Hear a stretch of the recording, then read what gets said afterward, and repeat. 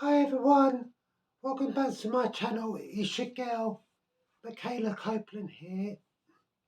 Now, yesterday I had a very important Zoom meeting. It was my second sign off for bottom surgery with Dr. Lorimer, and he went pretty well. He was impressed that I'd done my research. Like I watched videos about bottom surgery and that I've been living as a female for so long, where 25th of September will be 5 years I legally been Michaela. And I have been researching online and I know exactly what I've got to do. Obviously with this long wait and everything, especially during COVID during 2020, I did have problems with my mental health, but luckily that is now all out the way, and I now got my two um, meetings I got with my surgeon, which I have decided to have Mr. Bellringer do my surgery based on what friends have told me, because I do not want to go to Brighton. I'd rather go to Wimbledon, which is easy to get to from where I live. Of course, my mental health has suffered throughout my whole life, and I did have to do a full history on like how I knew I was trans and like why did I come out April 5 years ago. Now, the reason why I came out in 2018 was because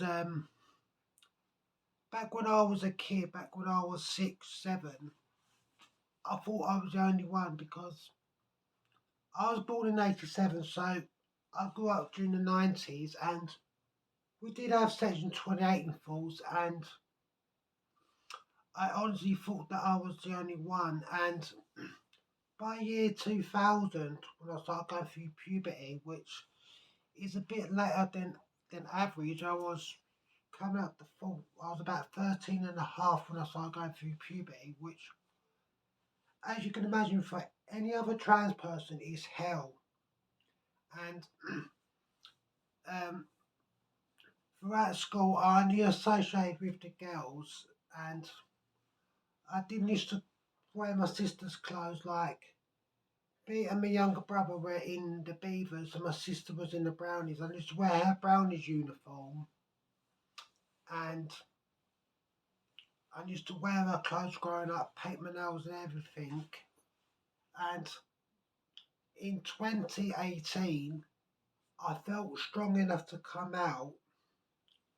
It's just that when I told my dad that I wish to transition, he did not take it at the time, but I do think that because I've been transitioning for so long, that my dad is finally accepting me, because when I came out, my eldest brother said that I came up for a phase and that I'm confusing it as a phase and I had a fetish for women's clothes, which whenever I did do anything feminine or ask if I wanted to do something, my family was like, oh, you can't do that, that's for girls, which during primary school, if my hair got to a decent length, my dad used to shave all my hair off, which really annoyed me because I wanted to grow my hair out, and that's always been the thing. And I actually had the opportunity to when I was 17, when I was talking to one of my cousins, but I was too scared to come out because I was unsure of what she was going to say because I was only 17, and um, I done well to suppress it because, like, when I was going through school, my dad could see I was really, really miserable and unhappy, and I had tears in my eyes every morning on the approach to school. And this when I was like 10 and a half, and my dad got custody of me because he could see there was so really I was really, really uncomfortable. and he promised he wouldn't get angry, but I could not tell him because Section 28 was in force, and I thought I was the only kid like this. Um, I had an elder sister and a younger brother growing up. I was picky in the middle, and I knew if I came out of school, the bullying would be a million times worse, which I was bullied throughout school, and the only time anything got done about it was when I decided that enough was enough and I decided to fight back because everyone has a pushing point where they just cannot take anymore.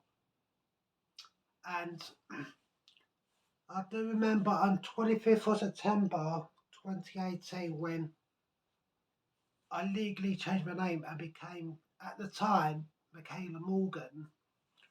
I felt so free because it meant I didn't have to live a lie anymore. Next week, on the 21st, I will be on hormones for 41 months and I'm very, very happy with the changes. Because I went through my puberty, I did have to train my voice and I can easily reach 200 hertz without even thinking about it. In fact, my old voice is gone and this is as low as I can get my voice now. So I have trained my voice totally and I don't even think about it, which I found pretty easy because I have been into the performing arts. I mean, I've been dancing since I was 4, and what was hard was my first year of performing arts when I said to my family that for the dance section we got to start doing ballet, and I actually kept it hidden from 5 to 17. I was doing ballet because 6, 7 weeks before I was 12, I started doing point. My first role on point, I was Clementine, who's one of the biggest stepsisters in Cinderella. And now I've actually been seen by my gender clinic, which my family did try to force me to detransition due to the long wait, which on the 17th of this month, so 3 days' time, I would have been waiting 5 years for an appointment at Charing Cross. But I switched over to Trans Plus last year because I was waiting so long for my first appointment, and um, the 21st of February 2020, so a month before the first lockdown, I was self-medicating for 6 months, which I know you're not supposed to do, but I was totally, totally desperate. I did ask 6 times for bridging hormones, which something I only ever heard about just before I stopped self-medicating, and I got back in contact with Gender GP. I was with Gender GP for 2 years, and the 30th of April, the 30th of June last year, so the last day of Pride Month, I finally started hormones on the NHS, and it's just really, really hard. Which the 10th of next month, I've got my next set of bloods due, which I hate blood work because you go through so many layers just to draw blood out. And the 13th of September, I got my next Depacaptone injection. It's my testosterone blocker. And Dr. Lorimer was a really, really nice guy. He really set my mind at ease because I was nervous yesterday, but he really set my mind at ease. I was nervous the 29th of March when I had my first appointment with Dr. Gurney, who works at Trans Plus, and I had her for my second appointment. And I was nervous as well, like when I had my 2 appointments. Which my first appointment was with Richard, which is one of the nurses. I had to have my BMI checked, so that's my weight and my height, I had to have a blood test, and I also had to have a HPV vaccine and a hepatitis B jab. So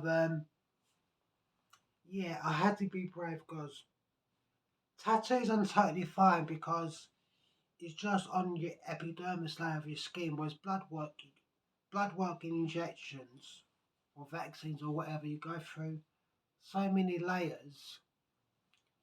And yeah, I have decided through talking to trans friends on Facebook, I have decided to have Mr. Bellringer, who works at Parkside Hospital in Wimbledon, to do my surgery, which I was talking to trans friends. Some have had Mr. Coker, Mr. Thomas before he died. Some with Miss Rashid and a few had Mr. Bellringer. And I was thinking of having Miss Rashid, but after what a sister told me, she was also trans, and within the trans community, they are my family because I've been booted out by my dad, and the only member of the family that I talk to is my auntie Eva, and she's so happy to call me her niece, and which because I'm not quite 5 yet, which I say I'm 5 again because the 25th of September 2018 was when I finally started existing instead of living inside a shell pretending to be someone who I'm not. So my Aunt Yvonne, she calls me her youngest niece. Good news is that my dad, at long last, after over 5 years since I came out, that he's finally started calling me his daughter, which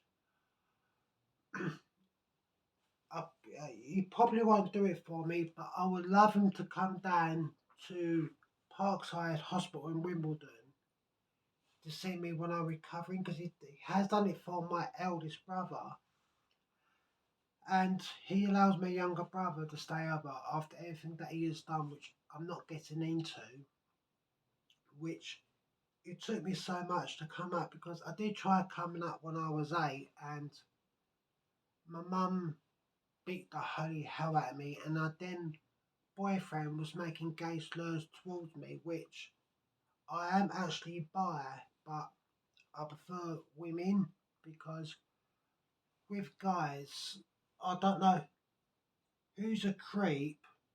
So I've seen so many people saying that they would love to go out with a trans, which annoys me because we're not their dirty fetish.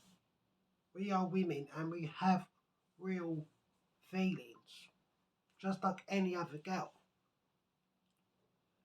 So yeah, I got to say a big thank you to Rosie, one of the rehab assistants at Headway, and Ravini, who's a clinical lead and she's an occupational therapist, which I will be seeing them on Monday, which I will be having a one-to-one with either one of them two, which Headway have seen how much I have blossomed since coming out and starting hormones. So if you haven't done so already, be sure to give this video a like, give it a little thumbs up, leave a comment down below, and press the subscribe and turn that bell notification on to see more videos in the future. I will be doing makeup tutorials again because I have got a little table just stand there by the side of my couch. So anyway guys, this is Miss Michaela Copeland of the Michaela Show. Much love to you wherever you may be in the world. I'll see you very soon everyone. Bye.